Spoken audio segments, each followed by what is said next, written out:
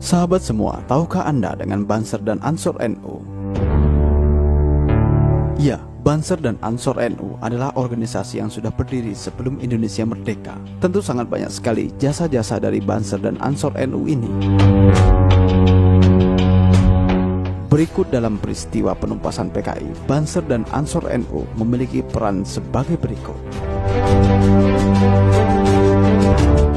Yang pertama, Banser dan Ansor NU menumpas makar PKI pada tanggal 1 Oktober 1965. Aksi sepihak yang dilakukan oleh PKI berpuncak pada pembunuhan. Ada sekitar 200 orang PKI membantai.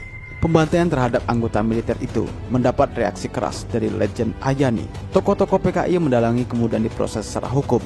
Namun hal itu makin menambah keberanian PKI dalam melakukan aksi sepihak. Keberanian PKI dalam melakukan aksi sepihak ditunjukkan dalam aksi yang lebih berani, yakni menduduki kantor Kecamatan Kepung Kediri. Dan sehari kemudian, sekitar 1.000 orang Banser melakukan serangan ke kantor kecamatan untuk merebutnya kembali dari kekuasaan PKI.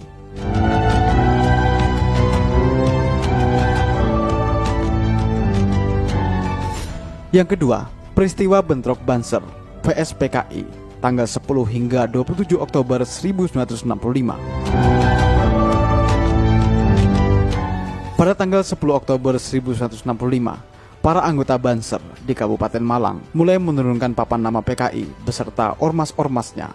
11 Oktober 1965, Banser beserta santri dari berbagai pesantren di Tulungagung menyerang PKI di kawasan pabrik gula Mojopanggung. Sekitar 3.000 orang PKI yang sudah bersiaga dengan senjata panah, kelewang, tombak, pedang, celurit, air keras, dan lubang-lubang di dalam rumah berhasil dilumpuhkan.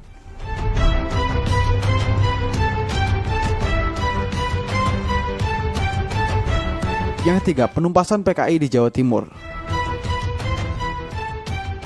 Di bulan November hingga Desember, dalam suatu aksi penangkapan dan penumpasan PKI di Kediri, misalnya pihak Angkatan Darat menurunkan 21 personil, sedangkan Banser yang dilibatkan mencapai 20.000 personil. Dengan jumlah yang besar itu diadakan operasi yang disebut Pagar Betis, yakni wilayah kecamatan dikepung oleh Banser dalam jarak 1 meter setiap orang. Dengan cara Pagar Betis itulah PKI tidak dapat meloloskan diri. Yang keempat, operasi Trisula di Blitar Selatan. Pada tahun 1968, ketika PKI sudah dibubarkan dan pengikutnya ditumpas, terjadi aksi-aksi kerusuhan di Blitar Selatan. Aksi kerusuhan yang merupakan perampokan, penganiayaan, penculikan, dan pembunuhan itu selalu mengambil korban warga NU. Dalam operasi terpadu yang diberi nama Operasi Trisula, sejumlah tokoh PKI berhasil ditewaskan dengan melibatkan 10.000 orang Banser, ditambah warga masyarakat yang kebanyakan juga anggota Banser yang tidak berseragam.